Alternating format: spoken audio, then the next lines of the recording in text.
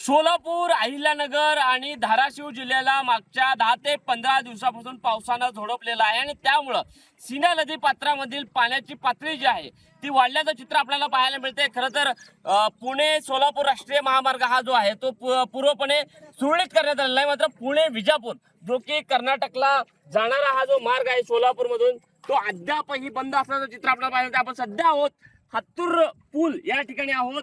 मात्र सोलापूर मधून कर्नाटकला जाणारी वाहतूक जी आहे ती आता पूर्णतः ठप्प झाल्याचं चित्र आपल्याला पाहायला मिळतं। खरं तर कमरे एवढं म्हणणं हे चुकीचं ठरेल। मी खरं तर कमरेपेक्षा वरती पाणी जे आहे ते या ठिकाणी आलेलं आहे। आपल्यासोबत बोलण्यासाठी इकडचे काही बांधव आहेत, ग्रामस्थ आहेत। काय सांग, खरं तर तू हत्तूरचा रहिवासी आहेस, पाणी पूर्णतः हत्तूर याच्यामध्ये घुसलेलं आहे, काय तुम्हाला समस्या जाणवत आहेत? गावात आहे त्या आपलं हॉटेल बी बुडलंय आणि ते सगळं नुकसान भरपाई झालंय। आपण आता खताचं दुकान आहे, खताचं दुकान नुकसान झालंय आणि गावात बी आणि पाणी सगळ्यांच्या जनावर गिनावर सगळंच मेलाय। आता ते घर काय रे भरून, सरकार काय रे भरून द्यावं। साधारण तुझं वय काय मला सांग? 19 चालू आहे। 19 वय आहे। हे पूर्णतः आपण जर दृश्यांच्या माध्यमातून बघितलं तर गावाच्या गाव पाण्याखाली गेलेले आहेत। तुझ्या घरची परिस्थिती काय सध्या? माझ्या घरची सध्या आता बुडलाय आहे आणि मी आता आपण इथं रोडवर आहे। आता आम्हाला बी जायला बी नाही आणि तिकडे यायला बी नाही आणि त्यामुळं आपण इथंच थांबलो। त्यामुळं कधी निघालात तुम्ही इथनं बाहेर? एक 4-5 दिवसाच्या खाली निघालात ना?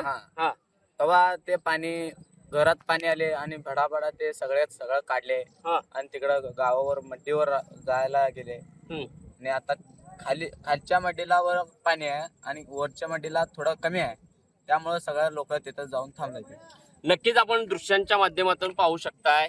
आपण दृश्यांच्या माध्यमातून साम टीव्हीच्या प्रेक्षकांसाठी या ठिकाणी दाखवूया की पूर्णतः विजयपूर आणि सोलापूर हा जो राष्ट्रीय महामार्ग आहे पूर्णतः पाण्याखाली गेलेला आहे। हत्तूरचा जो ब्रिज आहे तो पूर्णतः पाण्याखाली गेलेला आहे। त्यामुळे महाराष्ट्र आणि कर्नाटकची जी कनेक्टिव्हिटी होती ती पूर्णतः बंद झाल्याचं एकूण चित्र आपल्याला पाहायला मिळते। खरं तर आपण जर बघितलं तर सीना नदी पात्रातील जो ओव्हरफ्लो होता किंवा जो पाण्याचा वेग होता तो कमी झालेला आहे।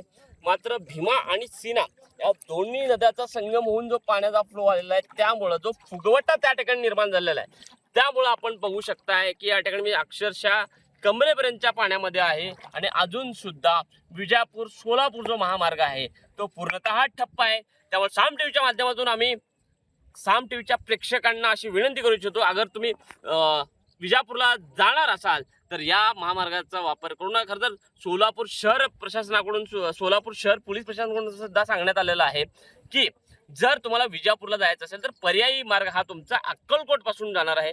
तर अक्कलकोट मार्गाचा तुम्ही त्या ठिकाणी पर्याय जो आहे तो निवडा। मात्र सोलापूर विजापूर महामार्ग जो आहे तो सध्या पाण्याखाली आहे आणि इकडून येणं सर्वार्थानं सर्वांनी टाळलं पाहिजे। खरं तर रांगाच्या वाहनांच्या लांबच्या लांब रांगा या ठिकाणी आपण जर बघितलं तर सोलापूर विजापूर महामार्गावर लागलेले आहेत। पण सध्याची परिस्थिती हीच आहे की सोलापूर विजापूर महामार्ग हा पाण्याखाली गेलेला आहे आणि त्यामुळं सोलापूर विजापूर जी वाहतूक सेवा आहे, जी वाहतूक आहे ती पूर्णतः ठप्प झाल्याचं एकूणच चित्र आपल्याला सध्या पाहायला मिळत आहे। त्यामुळे नागेश्वरचे पासा विश्वभूषण साम टीव्ही न्यूज सोलापूर। आता isakal.com आहे देशातील नंबर 1 ची मराठी न्यूज वेबसाईट। प्रत्येक अपडेटसाठी isakal.com ला नक्की भेट द्या।